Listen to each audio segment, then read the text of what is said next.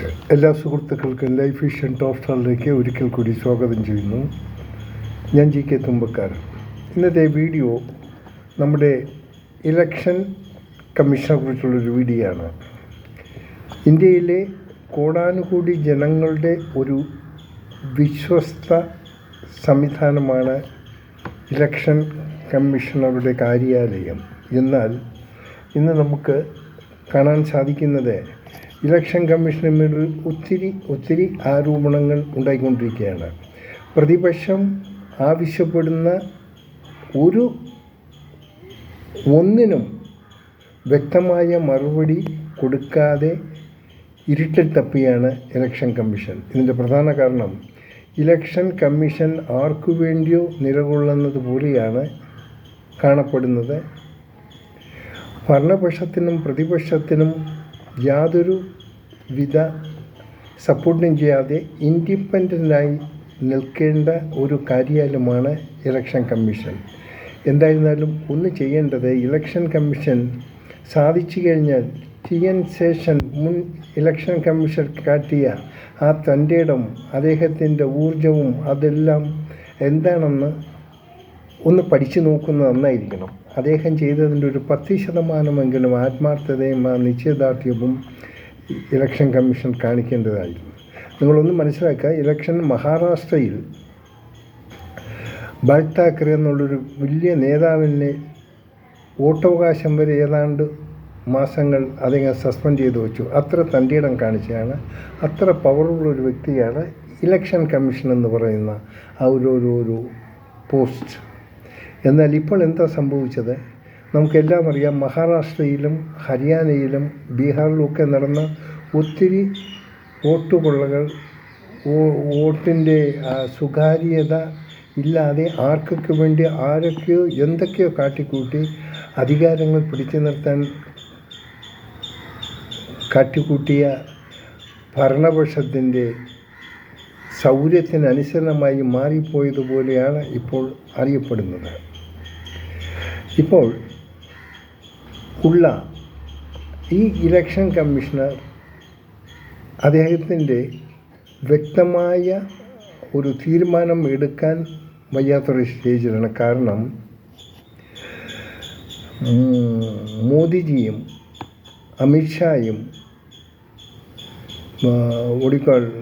പ്രതിപക്ഷ നേതാവൊക്കെ ചേർന്ന ഒരു പാനലുണ്ട്. അവരാണ് ഇലക്ഷൻ കമ്മീഷൻ്റെ നിശ്ചയിക്കുന്നത്. എന്നാൽ ഇന്നത്തെ ഇലക്ഷൻ കമ്മീഷൻ എന്ന് വെച്ചാൽ ഈ മോദിയും അമിത്ഷായ്ക്കും ഇഷ്ടമുള്ള ഒരാളെയാണ് അവിടെ അത് നിയമിച്ചത്. കാരണം അതിന് ഒപ്പോസ് ചെയ്യുന്ന നേതാവ് പ്രതിപക്ഷ നേതാവാണ്. അദ്ദേഹത്തിന് വാല്യൂ ഉണ്ട്. കാരണം രണ്ടിൽ കൂടുതൽ സപ്പോർട്ട് മോദിക്കും അമിത്ഷായ്ക്കും വരുമ്പോൾ ഇദ്ദേഹത്തിൻ്റെ വോട്ടിന് അതൊരു വാല്യൂ ഇല്ലാതായി പോകണം. അതാണ് സംഭവിച്ചത്. കാര്യം പൊതുജന സമ്മതത്തിൽ വരുന്ന ഒരു കമ്മീഷന് മാത്രമേ വ്യക്തമായ തീരുമാനം എടുക്കാൻ പറ്റൂ. മോദിജി അമിത്ഷായും കൊണ്ടുവരുന്ന ഒരു കമ്മീഷൻ അവർ പറയുന്നത് കേട്ടേ ചെയ്യാൻ പറ്റൂ. അത് അവർ ഒരു വ്യക്തമായ ഒരു തീരുമാനം കമ്മീഷന് ഇൻഡിപെൻഡൻ്റായിട്ട് എടുക്കാൻ പറ്റിയില്ല. കമ്മീഷൻ ഒന്ന് ചിന്തിക്കേണ്ടത്, നിങ്ങളെ വിശ്വസിക്കുന്ന കോടാനുകൂടി ജനങ്ങളെ നിങ്ങൾ ഒരിക്കലും വഞ്ചിക്കരുത്. ഞാൻ വഞ്ചിക്കുന്നുണ്ട്.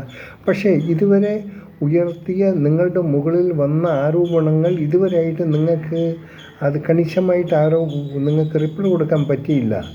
ഈ ഇലക്ട്രോണിക് യന്ത്രങ്ങൾ കൂടി നടന്നതിൽ തന്നെ ഒത്തിരി തിരിമറികൾ നടന്നതായിട്ടാണ് അറിയുന്നത്. അതായത് 6 മണി കഴിഞ്ഞിട്ടും ഇലക്ഷൻ ടൈം കഴിഞ്ഞിട്ടും അപ്പോഴാണ് ഏറ്റവും കൂടുതൽ വോട്ടിംഗ് നടക്കാമെന്ന് പറഞ്ഞു കഴിഞ്ഞാൽ അത്രയോട്ട് ജനബാഹ്യമില്ല.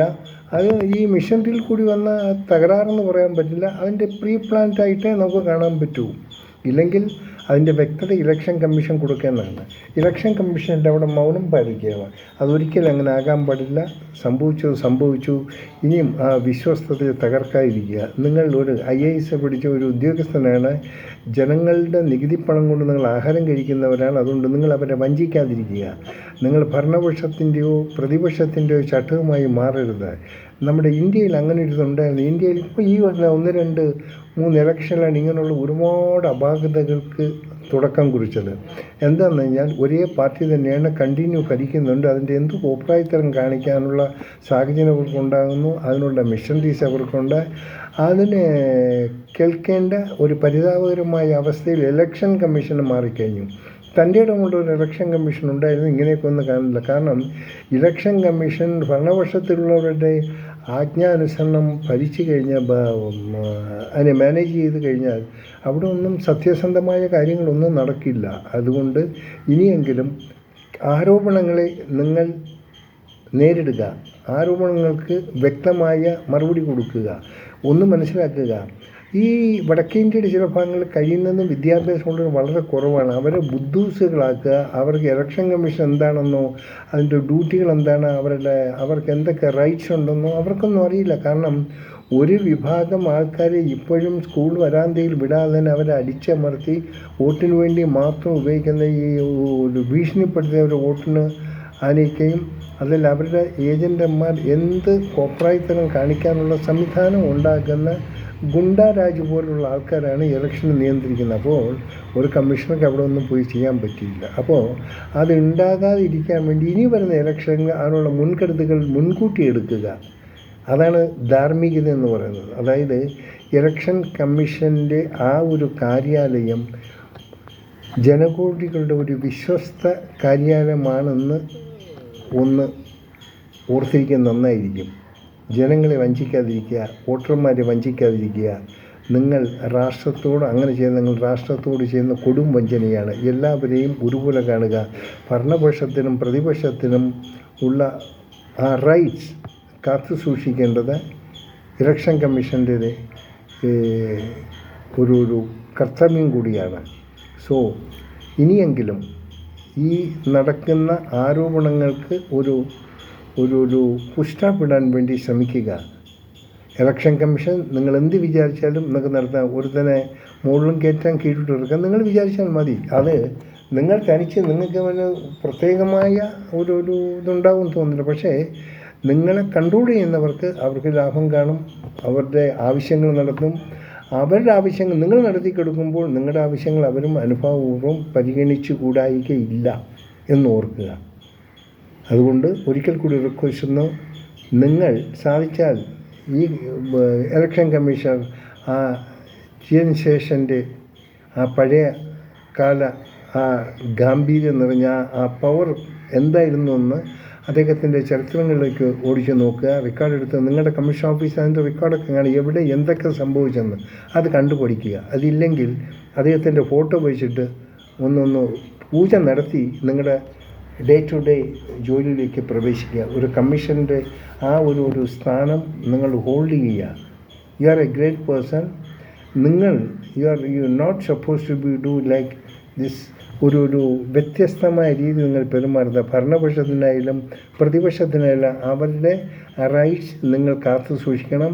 അവരെടുക്കുന്ന എന്ത് ആരോപണങ്ങൾ ഉണ്ടെങ്കിലും അത് ശരിയോ തെറ്റോ അതിനെ നിങ്ങൾ കറക്റ്റ് ചെയ്ത് കൊടുക്കുക. അതുകൊണ്ട് ഒരിക്കൽ കൂടി പറയുന്നു, നിങ്ങൾ GN ശേഷൻ്റെ ആ പ്രവർത്തന ശൈലി ആരിൽ നിന്നെങ്കിലും ഒന്ന് പഠിക്കുക. You will be all right. കാണാൻ വീണ്ടും മറ്റൊരു വീഡിയോയിലൂടെ. Thank U.